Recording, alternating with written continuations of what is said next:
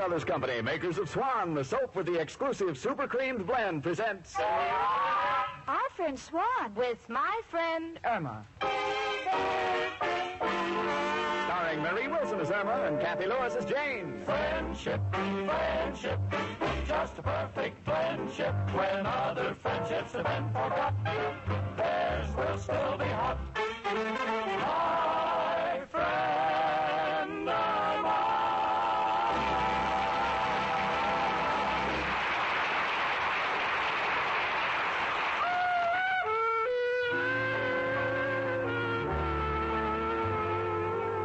Well, this is a wonderful spring day. Irma and I are at the window looking down below. On the sidewalk is an organ grinder with a monkey on a leash. Every time the monkey gets a penny, the organ grinder pulls on the leash and takes the penny from the monkey. And every time the monkey gets a banana, the organ grinder peels it for him. Irma's fascinated by this. Jane, Yeah, sweetie? isn't it wonderful how the monkey has that organ grinder trained to do everything? I can answer Irma, but after living with her for over a year, the cost of aspirin is keeping me broke. Come in. Telegram from Miss Stacy. Oh, I'll take it. Here you are, boy. Oh, thanks, miss. Oh, Jane, don't open it.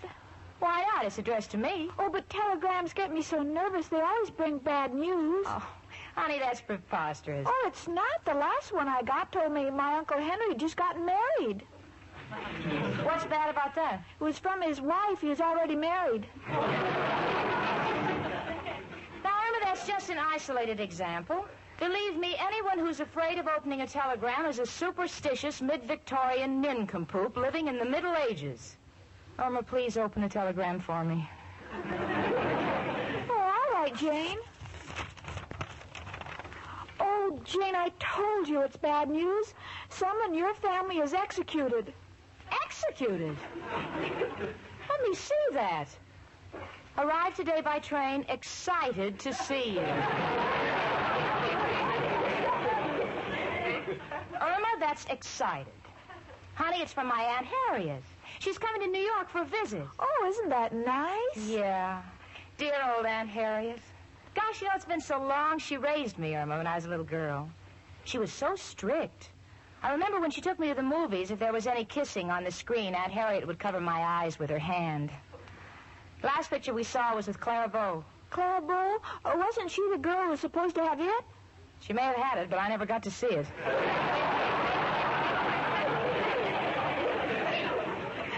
Jane, is your Aunt Harriet married? No, she's a widow.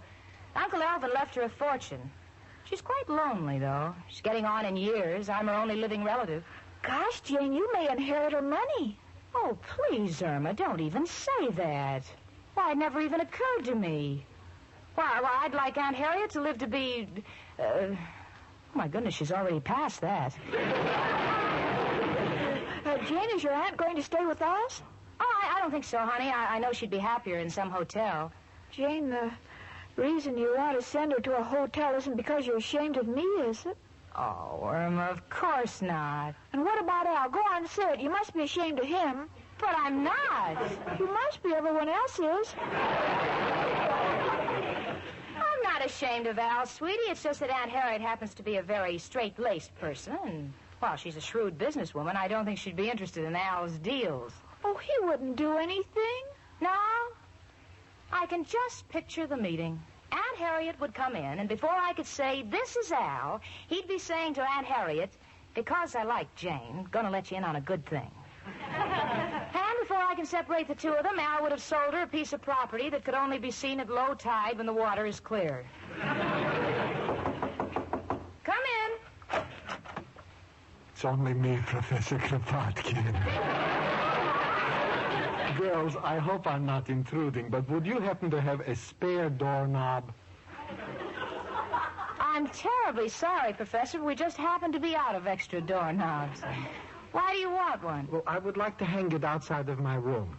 So when our landlady, Mrs. O'Reilly, walks by, maybe she'll see it and get me a door.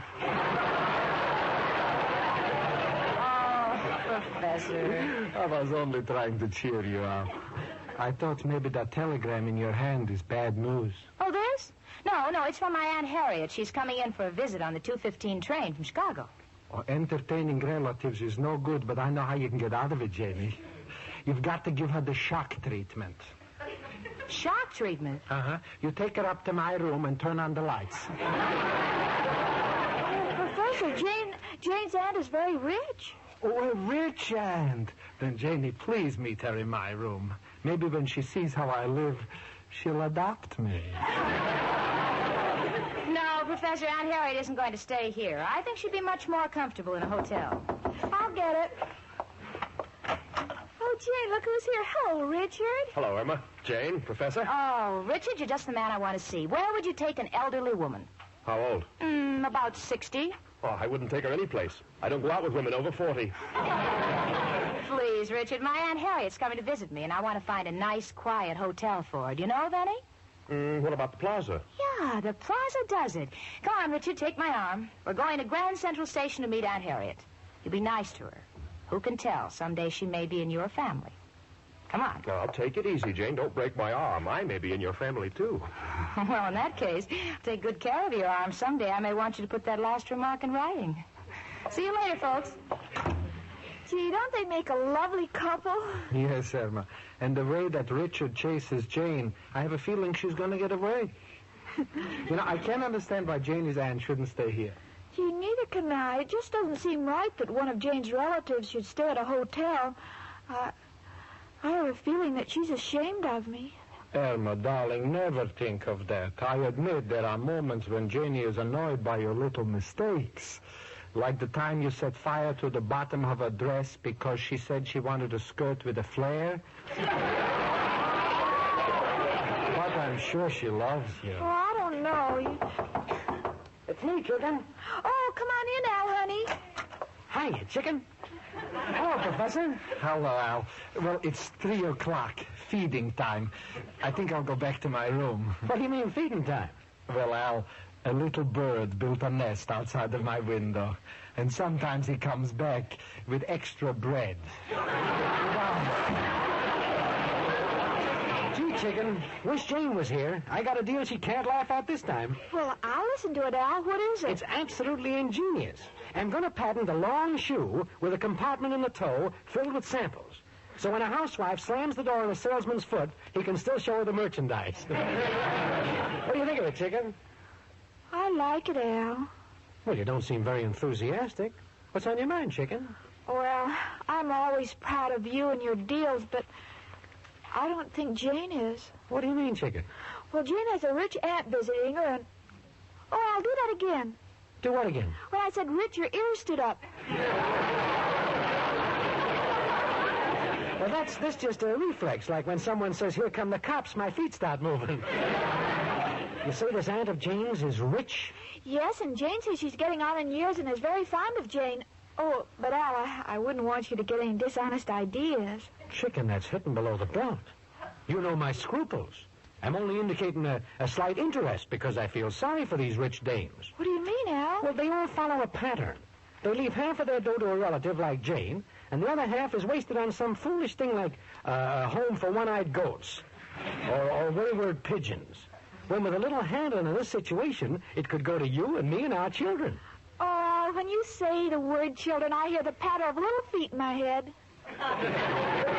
So, chicken, allow me to present my plan. But Al, we're not even related to Jane's aunt. Oh, chicken, forget that nonsense about blood being thicker than water. That's propaganda. I guess you're right, Al. We can be as thick as anybody.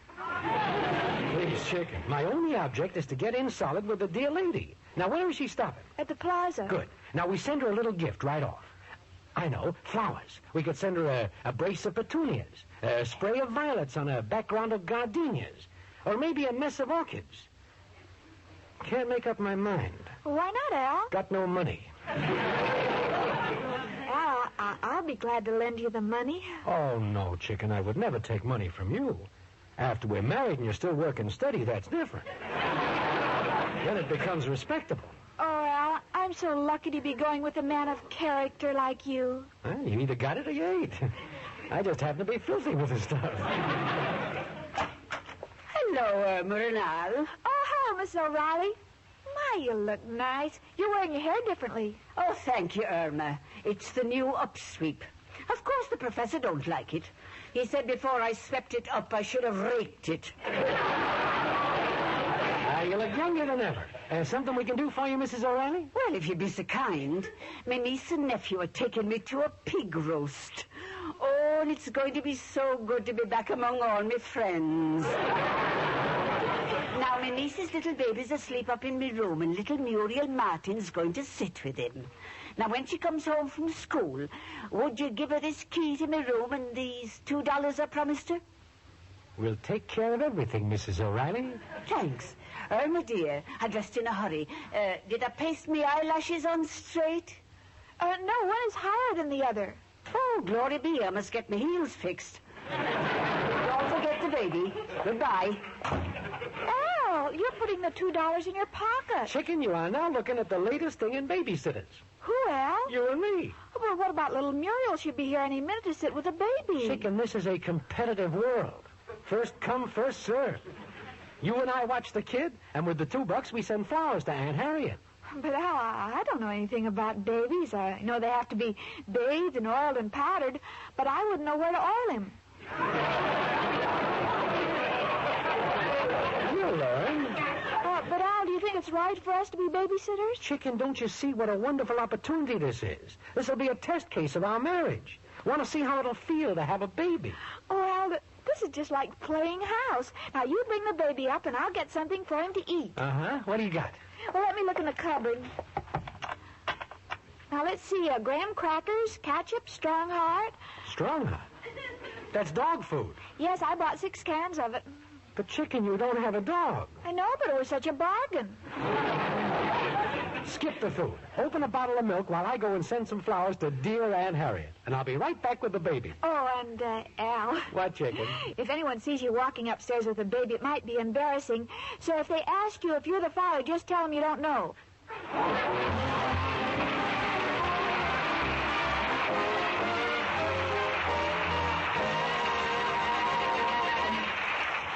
Say, lady, do this. Feel a cake of Swan. See how Swan differs from other soaps. It feels smoother. As Susie Swan says, it's a smoothie.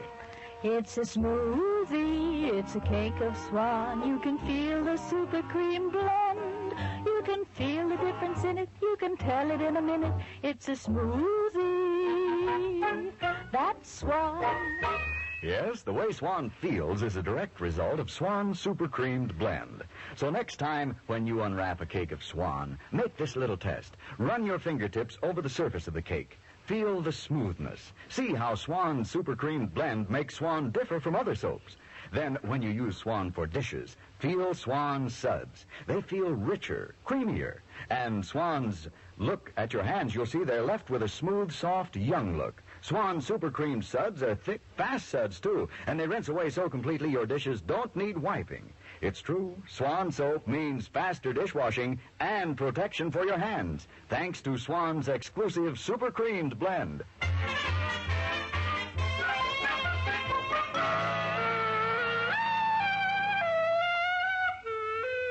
Well, Richard and I are at Grand Central Station waiting for Aunt Harriet. We've been watching the poor information girl answering questions. And I just had one of the most terrifying thoughts in the world. Imagine Irma Peterson as the information girl in Grand Central Station. The Santa Fe would be leaving on Pier 28 for Paris. People planning to go to Florida would be in Alaska just in time for seal hunting. The Honeymoon Express would be going to Reno. You know, just in thinking about it, I'm so happy that we're going to whisk Aunt Harriet to the Plaza Hotel before she gets a chance to meet Irma and her intellectual companion, Al, the unemployed nature bum.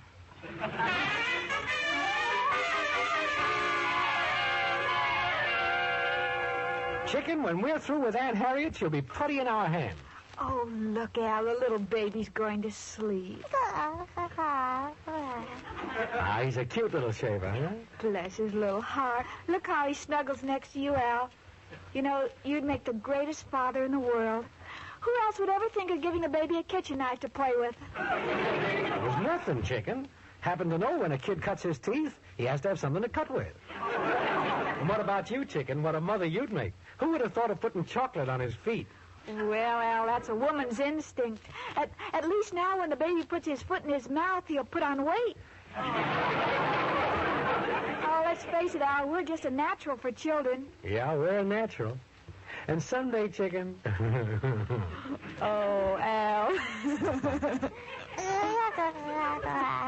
But, chicken, we got to remember one thing. We don't want Jane to find out about we're babysitters, or she might learn we used the money to send flowers to her Aunt Harriet. All right, Al, and while the baby's sleeping, I think I'll make his formula. Yeah, keep everything sterilized. Wear rubber gloves. Rubber gloves. Al, you're just like every man. He's a child. I can wear kid gloves. How stupid of me. But fortunately, you know what you're doing. Hey, careful, little mother. You'll knock that basin over. Now you're woke him. Oh, I better pick him up. Shh, baby. Oh, Al, isn't it cute? It feels so wonderful to hold him in my arms. He's so soft and helpless. I haven't had a thrill like this since the New Year's party when I had to carry you out for air. Chicken, gotta quiet that kid. He's making me nervous. Oh, he wants something to play with. I'll give him your watch. Oh, no, chicken, not my watch. Oh, you won't hurt it. Here, baby. Oh, he dropped it. I'm sorry, Al. Is it ruined? Well, chicken, it was a Ben Russ. Right now, Ben looks fine, but I'm afraid Russ will never walk again. Oh, hand me the kid, Irma. I'll sing him a little lullaby. Take him, Al. Yeah. Rock-a-bye, baby, on the treetop. When you grow up, please don't be a cop. How do you like that, chicken? He fell asleep. Oh, that darn phone. You get it, chicken, will you? All right. And if it's Jane, no cracks about us minding the kid. Oh, I know, Al. Hello? Irma, honey, this is Jane. I'm calling from Grand Central Station.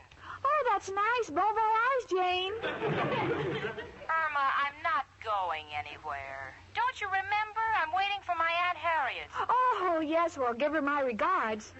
Well, she's not in yet. Irma, what's that sound I hear?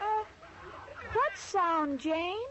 Like someone was crying. Oh, that's Al. He's crying. Al is crying?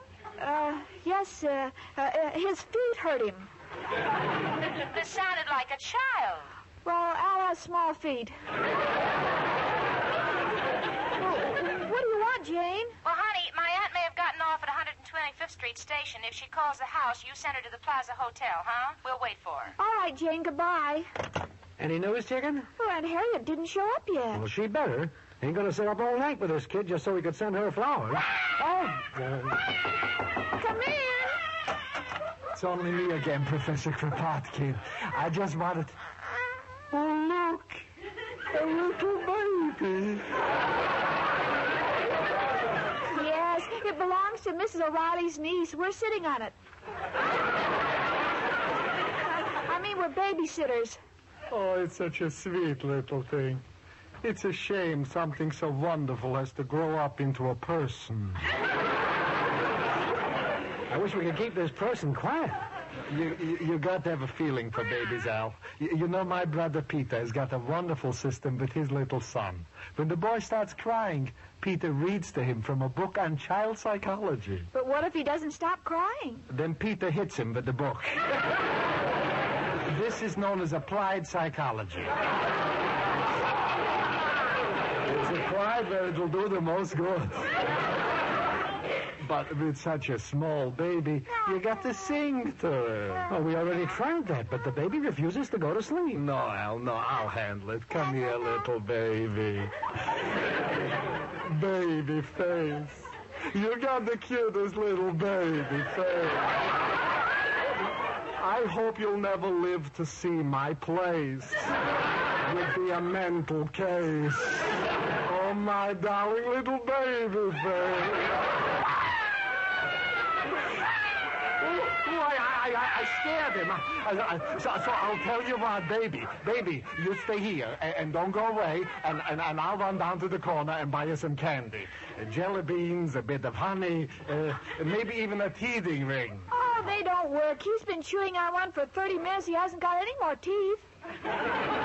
Irma, you gotta have patience. You know, there's an old saying, Rome wasn't built in a day. What's that got to do with babies? Nothing. This is a saying for Veterans Housing Project. I'll be back. This is the hardest $2 I ever earned. Wish that Mrs. O'Reilly would get back. Al, maybe the baby wants to hear a story. Great idea, chicken. But I don't know any of them stories, do you?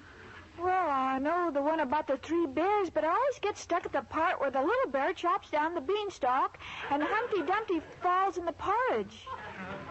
Could have sworn it had a different ending. But in a spot like this, there's only one man to call. Who, Al? Who else but... Hello, Joe. Got a problem. Got a baby here. What? See if she's got a friend. No, Joe, I said baby, not babe. Look, Joe, you're a family man. What do you do with your youngster when he cries? Uh-huh. Uh-huh. Uh-huh. Mm-hmm. But, Joe, don't you run out of youngsters that way? Got a feeling, Joe, you're not a man to discuss children with. However, we'll call you when another problem arises. Goodbye, noble friend. No help, Al? No. Oh, gee. Maybe the baby wants to play. Great idea. Get the cards, Irma. Oh, no, Al. Oh, look. The baby likes you. He's going to sleep. Oh, great. Couldn't have stood it another minute. There. Oh, that phone. Take the kid, Irma. I'll get it. All right. Hello? Oh, it's you, Al. Oh, yeah, Jane. Where are you? Well, we're at the hotel waiting for Aunt Harriet, but I can't understand... Al, what was that noise? What noise? Well, I'm sure I heard a baby crying. Baby? No, that was Irma. What is this? A little while ago you were crying and now Irma's crying. Well, you heard that song, I Cried for You? What about it? We like to cry for each other. Well, I don't know what's going on, but I'm coming back to the apartment. Al, you and Irma better not be up to anything, because Aunt Harriet may stop there first, and if you embarrass me, I'll never forgive you. Oh, have no fears, Jane. Everything here is normal. What you two consider normal terrifies me. I'll be right home. Goodbye. Chicken, got no time to lose. Grab the kid. We're taking it back to Mrs. O'Reilly's room. Why, Al? Jane is on her way. And besides, hurry up. Oh, that must be the professor. Come in. Hello. Does Jane Stacy live here? Yes, she does. I'm her Aunt Harriet. Oh, well, how do you do? I'm Irma Peterson, Jane's roommate, and this is Al, the man whom I finance with. It is indeed a rare pleasure to meet one so fair and gracious and, shall we say, rich as you, Aunt Harriet. Oh, thank you. I told Jane to meet me, but I changed my plans. Oh, what an adorable baby. Is it yours? Well, no, that is... Well, then it must be. Why, of course, I can see the family resemblance. Oh, it's got the Stacy eyes. It's Jane. Huh? Jane? Oh, I'm so happy. She wrote me she was going with the fellow, and I was hoping she'd settle down and marry. Who is the man? What's his name? His name is Richard, but... Well, here I am with the jelly beans for my little baby. Oh, the father! Come here and kiss your Aunt Harriet. The father? Yes. And let me be the first to say he looks just like you. And let me be the first to say you're completely out of your mind. Wait a minute, Aunt Harriet. He's not the father. You see... Hi, everybody. Oh, Aunt Harriet, what are you doing here? We were waiting for you at the station. Oh, the last minute I took the plane. Oh, well, no wonder. Well, Aunt Harriet, I want you to meet Richard Rhinelander. Richard, this is my Aunt Harriet. I'm glad to know you. Oh, let me look at you, my boy. So, Jane, you finally landed him. What? How long have you two been married? Married? We're not married. Oh, please, dear, I've already seen the child. Oh, no. No, Irma's as old as I am.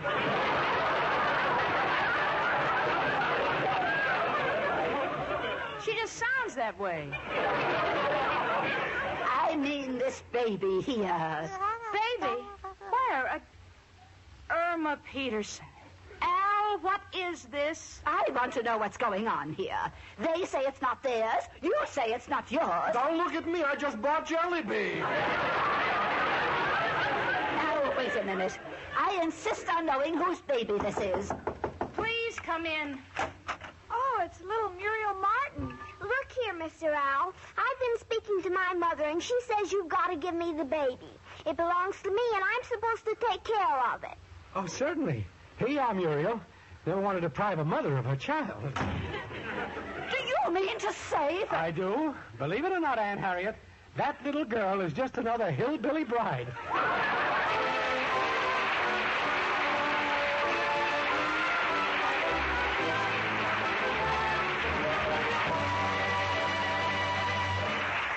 Say, ladies, here's a tip that will save you money. Listen.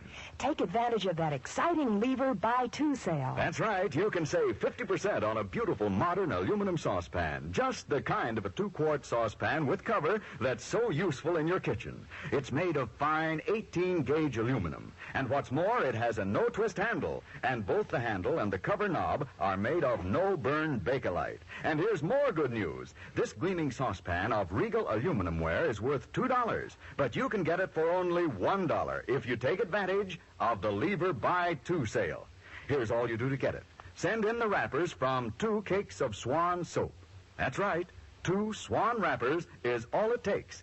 You can get handy order blanks at your store. Orders will be sent postpaid within 3 weeks. The offer expires August 1st, 1948. It's subject to state and local regulations. Send your money and wrappers from 2 cakes of Swan and your name and address to Lever Homemakers Club, Box 1, New York City.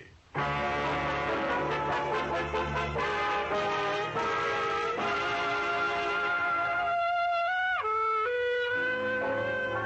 we finally got the truth out of Irma and Al. We all had a good laugh, even Aunt Harriet.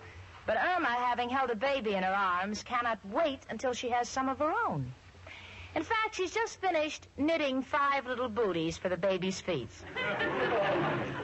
Why anyone would knit 5 and stop, I do not know. So I said, Irma, why did you knit just 5? And Irma said, Well, maybe I'll have twins.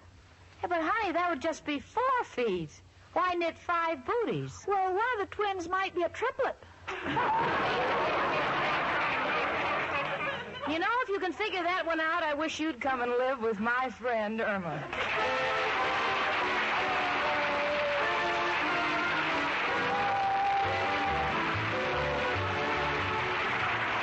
My Friend Irma, presented by Swan, another fine product of Lever Brothers Company, was produced and directed by Cy Howard. Tonight's script was written by Cy Howard and Park Levy. Folks, next Monday evening, listen again to... Our friend Swan. With my friend, Irma. Starring Marie Wilson as Irma and Kathy Lewis as Jane. The part of Professor Kropotkin was played by Hans Conried. Folks, on Poppy Day, there's only one way to be well-dressed. Wear a red poppy made by a disabled war veteran. Yes, wear a poppy. Remember, you'll be helping a disabled veteran and his family when you buy one. So be well-dressed. Wear a poppy. Frank Bingman speaking. Spry. Cakes are light and high. Spry. There's a reason why. Spry. Cakes improve with Spry. Rely on Spry. Yes, there's a reason why Spry makes grand cakes. Spry has an amazing cake improver secret. Try the Spry One Bowl Way and be sure of lighter, finer, richer cakes every time. No other type of shortening as Spry's Cake Improver. For new cake-making success, try Spry, the pure all-vegetable shortening. Rely on Spry. S-P-R-Y. Rely on Spry. S-P-R-Y.